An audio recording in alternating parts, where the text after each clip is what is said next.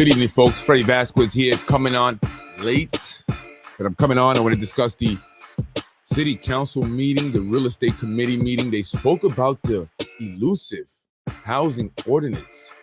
Got to hear a little bit about it. It was very interesting. I want to talk about that and a few other things. Join me if you're still up.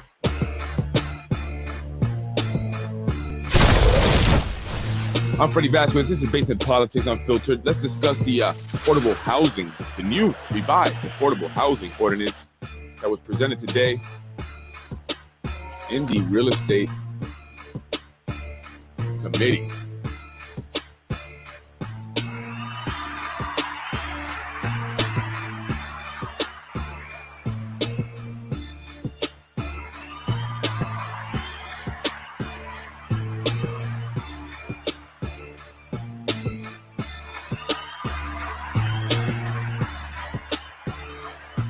Hello. Good evening. Can you hear me? I hope you can. Oh, look, I got a new follower. Good evening, folks. I'm Freddie Vasquez. Sorry coming on late. I went over the affordable housing. Actually, it was the real estate committee meeting where they discussed the affordable housing. And I wanted to discuss that tonight and go over exactly what's going on there. So they introduced the new revised affordable housing, the elusive affordable housing ordinance that they have been that we have been waiting for. We have been talking about. The majority leader, as we all know, killed it last year, and she gave a bunch of reasons that were rather confusing as to why she made the decision not to vote yes after voting yes after supporting it for I don't know how long. And then all of a sudden she decided to change. Well, today they introduced it, or they spoke about it a little bit. It's not, 20%. We didn't expect it to be 20%, right? But it's only 13%. I expected it to be at least 15%. Can you hear me? Just let me know. Make sure you guys can hear me.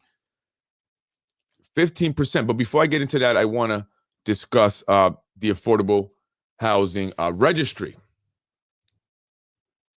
Let me make sure you can hear me because I've been having some technical issues with my podcast for whatever reason.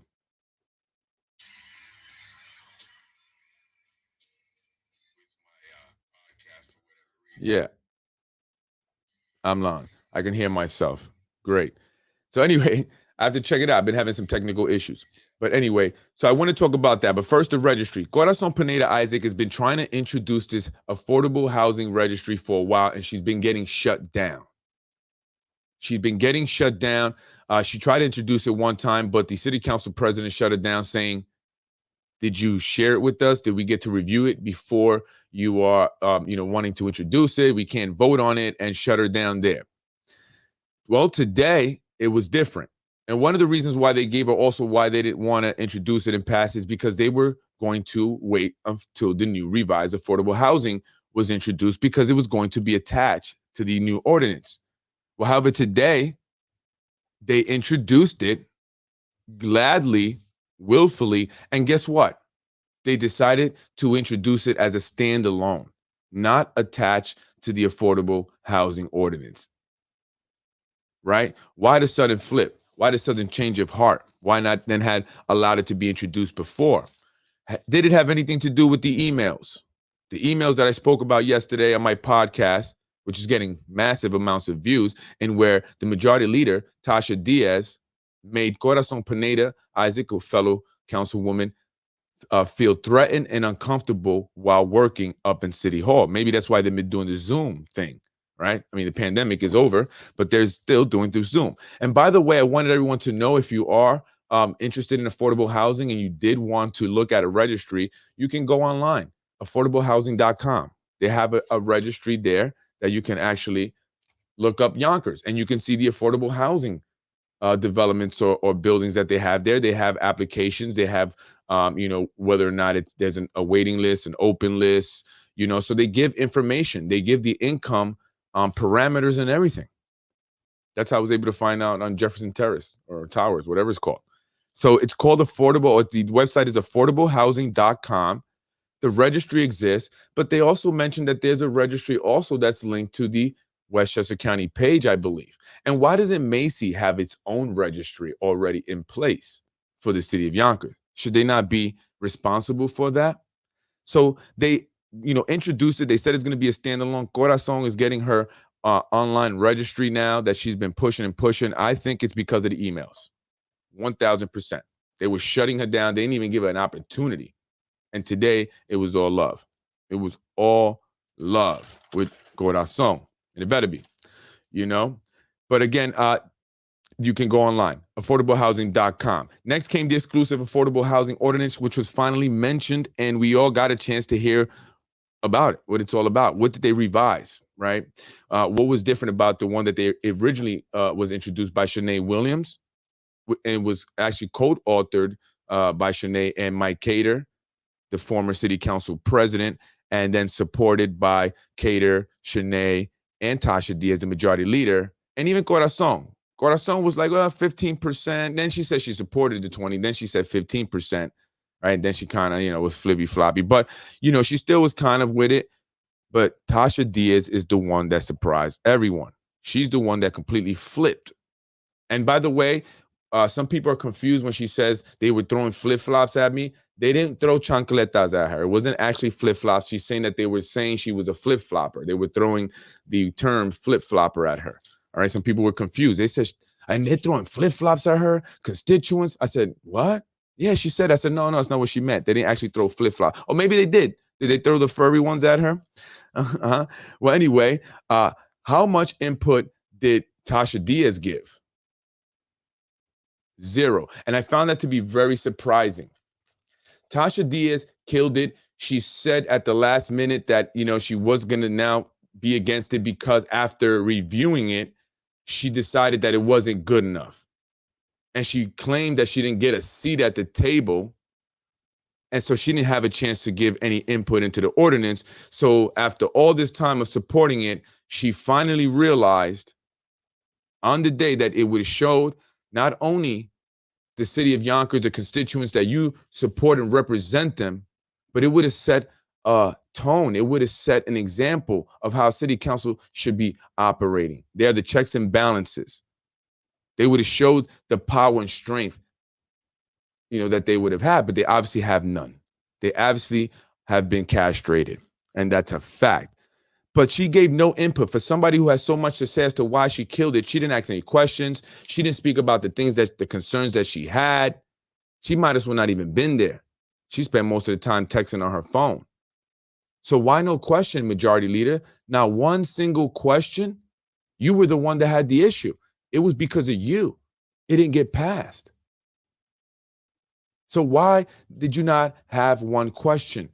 Nothing that was revised on this new revised housing ordinance had anything to do with what the majority leader had to say last year as to why she killed it. None of the revisions made. And she had nothing to say. It can't be more obvious. As time goes on, it is just becoming more and more obvious why she killed the housing ordinance. She became majority leader. And now she doesn't care. But Shanae Williams did a great job, actually. I actually thought she wasn't there first because as I was watching online on the Facebook thing, I did see it pop up and say Shanae Williams is watching. I said, wait a minute, she's not actually there, but she was. And she, I guess, wanted to go on and see what the constituents and the people were saying, because many of the questions, were put on the comment section. I know I have made some comments and questions, and I'm glad that she asked them because they were very important questions. Very, very important. The new proposal is now at 13%. I should say 10%. Actually, you know what's not? It's anywhere between 0 and 13%. And I'll explain. Right? So it's actually 0 from 13% because developers can opt out of including any affordable housing units by putting money into an affordable housing trust. It's a fund designed for developers to put a certain amount of money aside into this fund so they do not have to include any affordable housing units in their luxury rentals, making them all market rate. And then the idea is at some other point, they'll take this money that they put into the this affordable housing trust fund and build an affordable housing unit, all affordable housing somewhere else. An interesting development is what they called. They called it interesting, is how they described it, right? But I don't think. I mean, I'll go to that. I don't think they should have that option.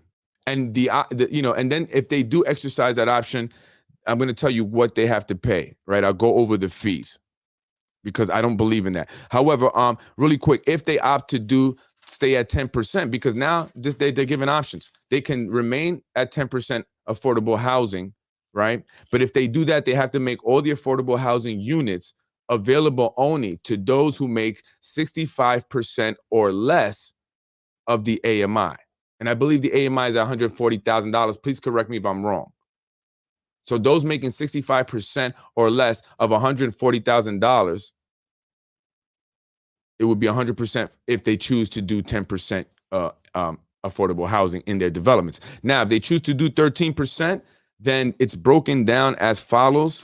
They will do 40% of the units will go to those making 65% or less of the AMI. Another 40% will go to those making 65.1% to 80% of the AMI, the average medium income, and 20% will be for those making 80.1 to 100% of the AMI, right? And again, I believe the AMI is 140,000. Yeah, Carolyn, I heard you mention this before. It's not. They're actually only adding 3% to the. No, right. I get that. No, definitely I get it, right? Because it's at 10% now, and now you have the 13%, right? So yeah, it's only going up 3%.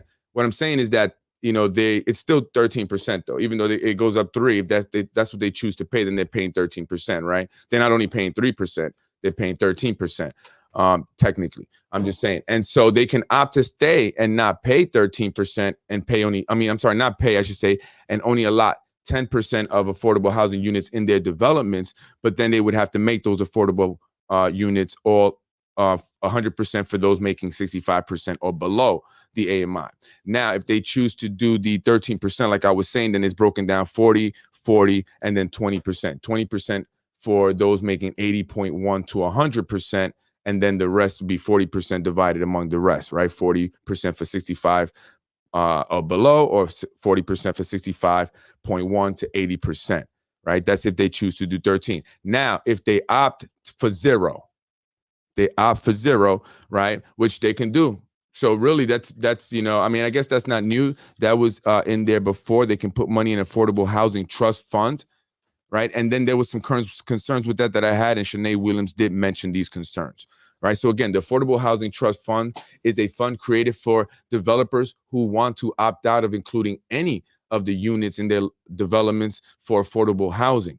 Instead, they would have to pay a fixed fee per unit, and depending on the size of that unit, right? So, and I'll break that down to you, and I'll give it to you. So for a studio apartment, so if they opt out, say we don't want no affordable housing, so for every studio apartment I guess they would have in their development, they would be paying $90,000. They would be putting $90,000 into that affordable trust fund, affordable housing trust funds. For every 1 bedroom, it would be $130,000. For every 2 bedroom, it would be $150,000, and for every 3 bedroom, it would be $200,000, which is extremely cheap. That's below. Why do they get to put up market rate apartments, right? And collect market rate rent, but they don't have to pay market rate per those apartments. And Shanae brought up a good point, because they're fixed.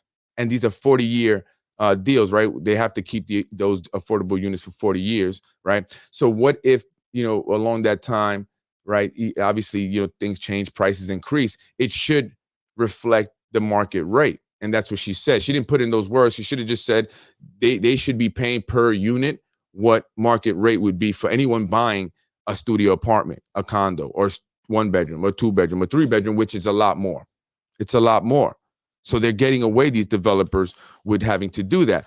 Because if you go online right now, a studio apartment is going to run you probably about, if you're buying it, probably about $200,000, $880,000 to $200,000. A 2 bedroom is going for $279,000.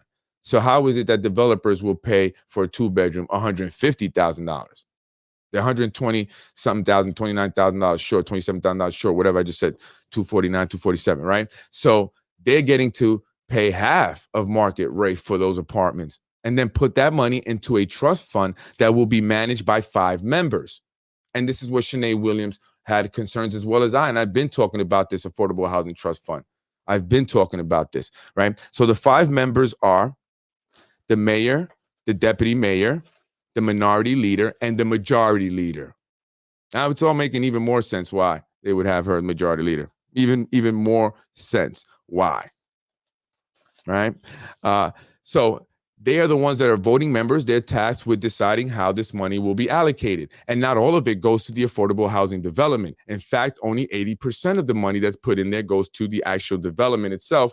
They said the remaining 20% goes to consultant fees and other fees and services. That's kickback money. In business, just giving it to you honest, guys. I share with you guys honest stuff, all right? Don't hold it against me. In business, right, 20% is the standard kickback fee. That's a fact.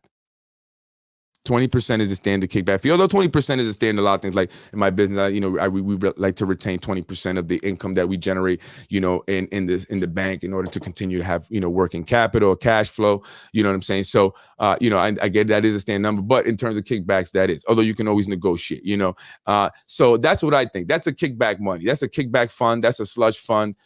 So she had a great idea, Shanae Williams. She said that we need to add 2 more members. One, that the city, well, that's not a good idea, having the city council president pick one, and not specifically about Lakeisha, but if the city council president is compromised, then their selection, might not be the best selection, right? So I think the 2 members should be selected by the entire council, because she said that one should be selected by the city council president, or it could be her or the city, whoever it is at the time, and a member of the community that would be selected by the council. And I think that's a great idea, but who from the community?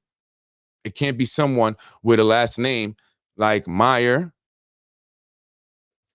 Spano, Jarris, Sage, if they're related to Nader only. If they're not, they have no attachment. If they don't even know the guy, their DNA is different, then they're cool then, okay? Right? But, you get what I'm saying, right? It can't be one, and I volunteered. I did. I put my fake emoji hand up. I even got it in my same color and everything because it was yellow. And I raised my hand. I volunteered. I have an MBA, I have a finance degree. I was down in Wall Street. Just saying, I run several businesses. I think I'm qualified, right? I love and care about the community, and I'm on their ass, right? You want somebody on their ass? Pause. Pause. You know what I mean? So, so I volunteer. But hey, listen, as long as it's someone that we can trust. But I think that's a great idea, and it needs to be done because that will be a slush fund. Developers will get away with it, and we need to have accountability, transparency, independent accountability, and not independent people like O'Connor Davies. You know what I mean? Those guys that they always bring. Why would they ever say anything bad? Think about that. If you want to keep your contract, right, would you ever say anything bad? Right? I mean, they picked the stupidest thing to kind of critique. I think that the city overall is doing a great job. They just need to, I don't know, paint the doors of City Hall, repaint them. That's all we got to say. Right? So it's such BS. I mean, of course, they're going to do whatever to keep that contract. That's just how it goes here in the city of Yonkers. All right. But again, Shanae Williams did a great job. Shanae, when you step up like that, you impress me. That's what I'm talking about.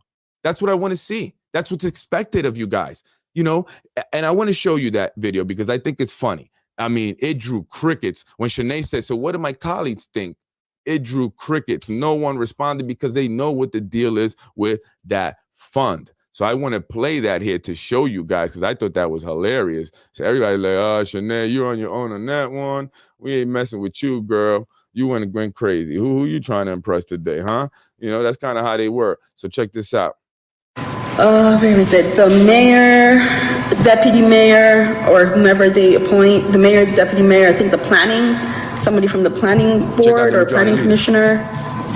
Where is it? Okay, the planning and development commissioner, the majority and minority leaders. I think that's, I'm okay with the current 5 voting members listed here, but I think that we need to have at least 2 more. And I would like to add the either the council president or whomever he or she would like to appoint, as well as a community member that's vetted and appointed by the city council as a whole. I think that will bring a lot of balance, and it would also bring accountability to the Affordable Housing Trust Fund Committee, because we know that in years past, the current committee did not meet as often as I think that they should have. And I think that when we open it up and add, folks specifically designated by the council and not just the minority and majority leader, I think it will be another set of eyes and ears that's going to make it a stronger and more efficient committee. So that's something that I would like to see added to this. And I don't know how my colleagues feel about it, but it is something that was introduced in the previous proposal that I had introduced, to add a community member, as well as appointed by the council, as well as to add someone, either the council president or someone that the council president appoints. Okay, moving on. No one even responded. No one said anything. No one gave any kind of input to that. They like, yeah, we ain't touching that right there, because we know what that Affordable Housing Trust Fund is all about. President or someone that the council president appoints. They know appoints. what that's all about. That's simply a way to, people to feed off, make money. Use it for campaigns, elections. Use it to target other candidates. Use it to target people like me in London and Dr. Casada, who's being attacked by Hezi Media Inc., located at 10 Palisade Avenue. Same building as Native Sage. Ain't that something? Same building as the Ridgeway Church Organization. Jeffrey, I made myself very clear. Okay, now they're saying you're a good guy, and I gave them the benefit of the doubt, but you're doing a lot of, don't bring in the conspiracy thing, all right? I know the tactic that people try to use to discredit other individuals. It's not going to work, okay? It's not going to work. It's not going to work. I'm a different type of person. I'm a little more intelligent than that. And so if you don't get it, you don't want to get it. You don't want to get the connection. So let's stop playing the games, right? So nobody wanted to touch on that, because that's, a slush fund. But my concern also is, where are they going to build those affordable housing? Okay, if they don't put the affordable housing units in the developments, right, they keep, people that can't afford it, us broke people, away from the river, where are they going to put them? There's no land on the east side. That's what I'm being told. So they can't build any affordable housing developments there. The river is taken up for the luxury rentals and the rich folks.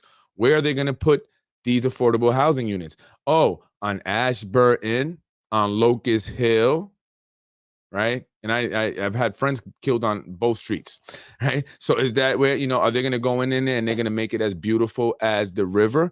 But, again, I feel like it's a new segregation that's going to be happening here in the city of Yonkers. And it's not going to be by color. It's mostly going to be by class. And unfortunately, it will seem like it'll be by color, because a large part of the, minority community here in the city of Yonkers are living at or below the poverty line. Over 50% of the residents in this downtown southwest side of Yonkers are living at or below the poverty line, yet they are building luxury rentals that will mostly have units at market rate. So they're not building them, obviously, for a majority of the people that live in the area, right? That's another sign there.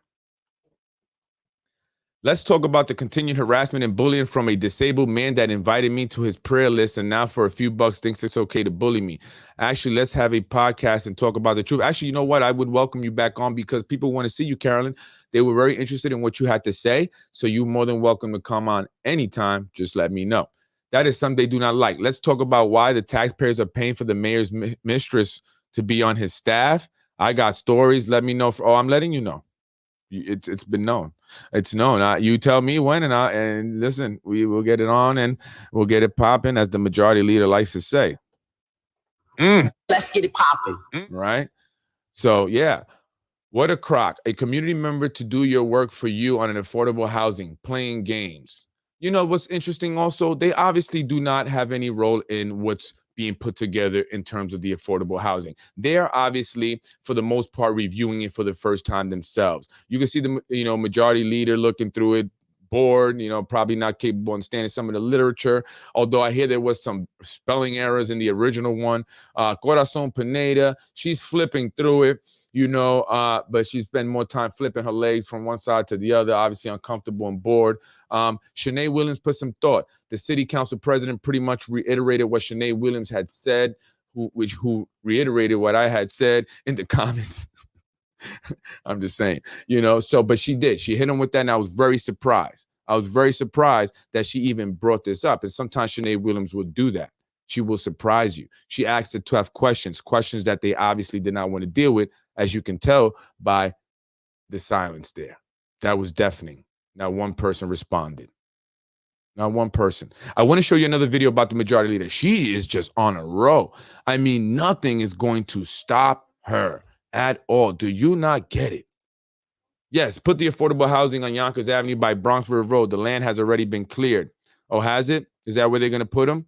Or are they going to put more luxury apartments there to take advantage of the Mount Vernon line there, the MTA? I don't know if that's for affordable housing. Affordable housing is reserved for the low-income areas of the city of Yonkers. No Dine Hill section, Ashburton. Again, that's what's going on here. It's being segregated again. And it's being segregated now more so by class, right? They can say, well, if you could afford it, you could be there. It's not because you're black or brown, because you're poor. We don't want you. We don't want you here. And by the way, I heard the video that was being done by the Avalon was by a famous rapper who actually was killed in Los Angeles. And it wasn't by local rappers over at the Avalon. I want to show this video here. It's the majority leader going after Sam Borelli. Yo, what is going on with homegirl? What is going on? It's all about the big money, 1,000%, which is why we need people to come out and vote. Our power is in our numbers. Our strength is in our numbers. We must be united and come out and vote. Check this out. The majority leader, I don't know. She was on a roll, man. She just wanted to give it into. But you know what? In the majority leader's defense, and yeah, I'm going to defend be on her side for a split smidgen, little second here. I've heard this about Sam Borelli. My wife can attest to it, and she felt that the other women actually do go through this issue with Sam Borelli here. So I'm gonna put this here. So I want to ask you, why is it that when I email you, you don't answer my emails? I'm so consumed by myself. I think one of the things that's happened that's really going to help me respond more. I'm finally going to have a deputy commissioner to help with the workload that I've been trying to do and been taking on both hats for such a long period of time since I've been there. So I think now that my deputy will be coming on shortly, I think at the end of this month, that is going to make me a better structured department and give myself the availability that I need to do the things that some of the things that have been minused on. Okay. That's somewhat answer. I'm going to go back to what Moranti was saying with the permits. I've been contacting your office since last year for a permit, for a sign for a church that's been there for over 100 years. Once we thought we got it done, to my knowledge, we just found out the permit is still not done. As a councilwoman, I would appreciate if when you get emails from council people that they answer them a little bit more diligently. Now, I know you for some time now. I was told that you probably were brushing me off because I was a woman and that you don't, and that you don't put women as priority. Now, me knowing you, I said to them that I would bring Let's get it popping. And this is why we are here right now. I hope that that's not the answer why you didn't answer my email, because I thought we had a little friendship there, Sammy. We do, majority leader, and I apologize for that, but that Let's is get it definitely popping. not true. That is not the case. And again, it's only been the fact that I've been so consumed there and been very, very busy working many, many hours, even coming in on Saturday myself. So I do apologize to you, and I would definitely correct that. And I want to say it on live. I think council members should get a la carte when they reach out to certain commissioners, because we reach out to commissioners for a reason. Our constituents reach out to us for certain things, and they lean on us to actually bring those things to light. I know you have a lot of women that work in your office. And I was also told that you favor some over others. I'm hoping that this is not true, Sammy. Please elaborate on that. That is not true. I Let's get treat it poppin'. women in my office with respect, and I treat them all fairly. And I could be demanding, in which I think I am at times, but I am too. I admit, I'm demanding too. yes. So I hope that's not mistaken for my professionalism, but I do treat them all fairly, and I respect them tremendously. And that's why I wanted to ask you that question, because I told them before that I do know you in a different capacity, but I'm a councilwoman. So the capacity Tasha that still I know live you in in, they may know Jefferson you in a Towers? different capacity. So that's why I brought that question to you are treating them equally. Now, when it comes into demanding, I can't hold you for that because they say that about me. No, they don't say you. That's not but all you they know just what? say. It's It's not the just truth. demanding. It's you're threatening. You make people feel uncomfortable. You ghetto. You loud. But listen, I will say this. My wife met with that Sam Borelli guy. Let me see you. I'm going to tell you something in private. This guy, Sam Borelli, he does not treat women well. Okay, my wife didn't like the way he spoke to her when she met with him. She got upset and actually walked out. And if you know my wife, come on. Why you think I'm always ready to, because she's like, come on. And she actually had to walk out the meeting. And so there were other staff members, as the majority leader said, that he has a lot of women in his office. So 3 women, not 1, not 2, but 3 women ran out and, surrounded my wife, offering her tissue, apologizing. I don't know why they didn't do anything, but I appreciate that. I appreciate the way they consoled her. And, they say, sorry, here you go, you okay? And my wife said, I got this. And my wife is good. She's social worker. She knows she gets feelings from people. She said, I get the feeling that this happens to them as well. And that is why they came out and was so nice to her and, offering her.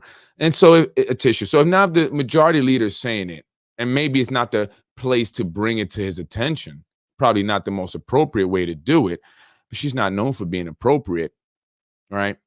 But if she's mentioning this also, and others have mentioned it, then I have to say this, he must have an issue with women. He must have an issue with women. And the women up in the building apartment, very sweet ladies on the 4th floor there. They've been very nice to me. So shout out to you. And hey, send me an anonymous email, politicwithfred@gmail.com. Record him talking crazy. Send it to me. I'll blast him. Don't worry. They won't know where it came from. I guarantee you that. So watch how you're talking to women, Sam, and get these permits out. And by the way, did the majority leader just ask for a special treatment? She said, I believe council members should get a la carte. So when we call and we say, hey, I got an issue, a permit for one of my constituents, like the church, I need you to get that permit pushed through. Are you really just asking for special treatment, special consideration live on Facebook in a meeting? That's what it sounded like. And why didn't you make the same effort when I reached out to you initially? Moranti didn't make that effort for me. He's my councilman for the business. Mike Breen, my councilman from where I live, didn't do anything. Majority leader promised to come by, never did. No one did anything. Not even the Yonkers Hispanic Chamber of Commerce. No one reached out to me. So why is it that you can do something for a church? What is it about the church? Oh, they have a large congregation of people that vote. Why didn't I think of that? But you didn't realize that Freddie Vasquez was going to have a podcast with a large congregation of viewers. If only you could see into the future. Nostradamus. So she's asking for special consideration. I don't know if that should be okay. Sam Borelli, start treating women better. And Shanae, I was very impressed with you today. She should have been the majority leader, Shanae Williams. 1,000. I mean, if we have a certain group to select from, she should have been the majority leader, hands down. Hands down. But again, you see what Tasha did. Majority leaders play a very important role in budget meetings. And they also sit on the boards of funds like the Affordable Housing Trust Fund. She don't know what's going on. She does whatever they tell her to. Her vote is just another person's vote. And that is why you're there. I'm sorry to tell you. The fluffy sandals are cute, though. I'm Freddie Vasquez. Thank you for joining me. That's the new housing ordinance, 0 to 13%. We need to push for that, additional board members. And we need to assure that one of them is a member of the community and a legitimate member of the community, not one that's corrupted, not one that's tainted, not one that's looking for a job, not one that's looking for money, not one that's looking to be fly. We need to get some individuals in there that are going to truly represent the people's interests. And I'm willing to do that. I volunteered. I have the time, right? I don't have nothing else to do but attack the city council president. That's all I got in my life. It's a good thing I got people that work for me. Every time I call, he is not there. I know, because we've done the same thing. He's not there. He's not busy. He's probably running his own business, selling permits on the side, because according to one of my viewers who commented, they paid Sam Borelli Jr. $5,000 to get permits because according to Sam Borelli Jr., he had a connection or a hookup at the building department. Well, the individual paid the $5,000 and never got his permits. I don't make these things up. And I hear Rubo and these guys are shaking people down over there in the 4th district as well. Her machine is full as well. Yeah, so they can't even, you can't even leave a message. Workload, seems like everyone in Yonkers government needs a deputy to get their job done. Absolutely. And some have multiple deputies. Ridiculous. You never survive in the private sector. None of them. I'm from the private sector. This is what blows my mind. This is why, like, what? This can never, is absolutely right. This could never happen in the private sector. It's all about profits. And these guys are running business right to the ground. They're stealing from it. They're money laundering. They're taking the money from the company, from the stockholders. We are the stockholders. It's time we get up in there and start to take hold of our stock. The city of Yonkers, that's who we are. We must consider ourselves stockholders. We have shares in this city, all right? And we need to hold these people accountable. They work for us. We are their bosses. We tell them when we can meet. They don't tell us when we can meet. That's how it should be. No preferable treatment. Now, Tasha, I don't think it's about identity politics or female discrimination. The issue is more deep-rooted. Comes down to lack of transparency and responsiveness to all. Absolutely. A lot of people are not getting his attention. Male, female, black, white, it doesn't matter. But there is something there to the women's stuff, to the woman's stuff. There's something there. Again, my wife experienced it. She's bringing it up. My wife got a sense from the other women that, they kind of maybe experienced that. And, and unfortunately, when people need a job, they need a job. They're not, they got to deal with shit sometimes. Like, they got to deal with, and I grew up with women. Again, I go back to that. My aunts raised me, I had my sisters and a lot of girl cousins, and I'm very protective of women. I'm very, to the point today, I got mad at Arby's because I saw this guy, he was with this, woman, elderly woman, they both were together. He only cares about his food. He gets his food and she's sitting there waiting for him. He's just chomping away. I was like, dude, like, that's just so rude to me. I mean, offer some food to the woman that you're with. And then she goes, "Oh, my food's not ready. Like, I don't care. Like, I'm worried about mine." Like, it just blew my mind how men are these days. Like, I really? And some women don't even expect the man to hold the door. Sometimes they're surprised when I hold the door. I'm like, no. Like, a woman tried to hold the door for me one time. I was like, no, that's not how it works. I mean, at least the way I was raised, right? So, I can see that I could definitely see that, so I'm very protective of women. So I don't like that. I guys like that. I don't really feel guys like that. You know what I'm saying? And, and the whole stop and shake thing the other day, now that I mentioned this woman thing over at Cross County, I mean, come on. Why do you guys in the city, why does the city of Yonkers constantly, I can pull up these paperwork on all these individuals, their backgrounds right away. You want me to put them up there? All of them. And yet they still are working for the city. They still are getting funding from the city to do some nonsense program. They're getting appointed to, positions, yet they're convicted criminals. I mean, but of things that are not okay. I mean, sex offenders, not okay ever. Okay. There's no clean slate for that. Okay. I know they passing the clean slate bill. Ain't no clean slate for sex offenders. Okay. And then, you got guys that beating on their woman, locking women up in their bedrooms and stuff and holding them hostage and stuff like that. And women have to leave the stage just to feel safe. And yet you're giving these individuals, attention, time, and funding? Like, people don't know? Like, people talk about this. I learned all this. Everything I've told you, I learned recently. This has been talked about forever. And it's still talked about, and it's like, it's okay. It's just, that's how it is in the city of Hills. That's just not okay. You did drugs or whatever, you cleaned yourself up. Yeah, I'm always cool with that. You rehab, you changed. Absolutely. Maybe you stole stuff or whatever. Yeah. But if you kill somebody, there's no way you get a clean slate. If you violate a little kid, a sex offender, there's no way you get a clean slate. And if you beating women, there's no way you get a clean slate. I'm just saying. Listen, I don't make the laws. I don't make the rules in this world. I just, it's how I feel. And they're continuing to support and give funding for these individuals with records. And I'm pulling them. You driving drunk, you crashing your car, no problem. You still keep your city job. As a matter of fact, nobody even talks about it. Hush, hush. And we, let you do a preliminary conference on the side, let you talk about it, and it goes away. But if that was you, if that were I, jail, 6 months license revoked, community service, drug, alcoholic, anonymous, whatever they do, you know what I'm saying?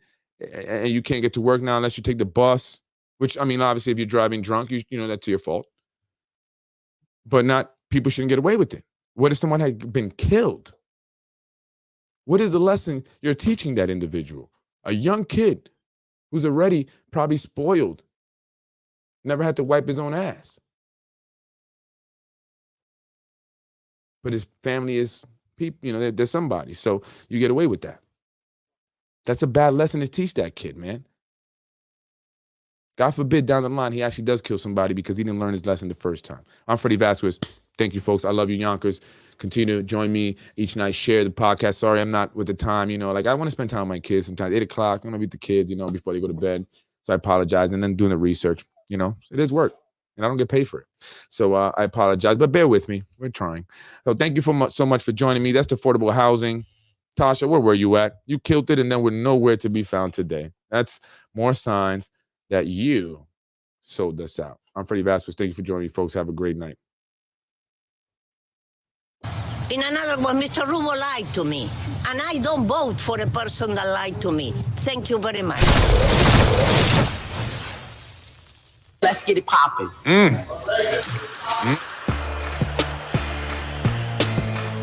watching Basement Politics with my dad, Freddie Vasquez. You're watching Basement Politics with my dad, Freddie Vasquez. Thank you, folks, for joining me tonight. I appreciate it. I'm Freddie Vasquez. This has been your Basement Politics episode for tonight. Thank you very much for watching. I appreciate you. Thank you for your time and trouble. No, I appreciate it. And please don't take that as me saying anyone owes me anything. No one owes me anything. I'm doing this because I want to. I feel like it's my civic duty. So I appreciate you guys taking the time out to support me, watch the show, spread the word. Thank you very much. Thank you for joining me on this journey. So I appreciate everything you guys do. Yonkers, I'm here for you. I appreciate you guys being here for me. Thank you for watching Basement Politics with my husband, Freddie Vasquez. Oh, I love that woman. She's so beautiful. Let's get it popping. Let's get it. Freddie wins. Fatality. I was raised in housing. I don't think you were. No!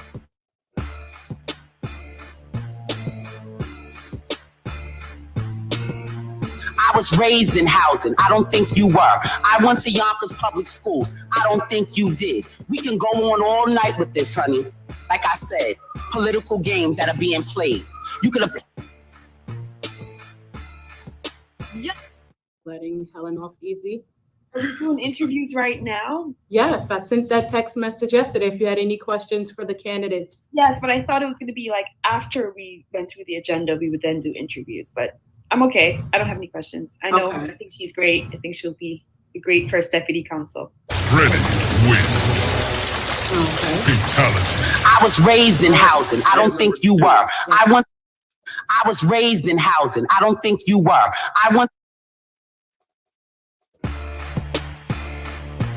Freddie wins. Fatality.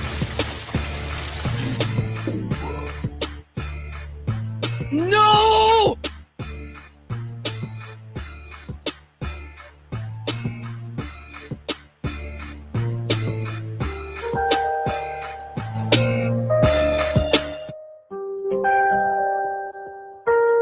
I was raised in housing. I don't think you were. Let's get it popping. Freddie wins. Fatality. No!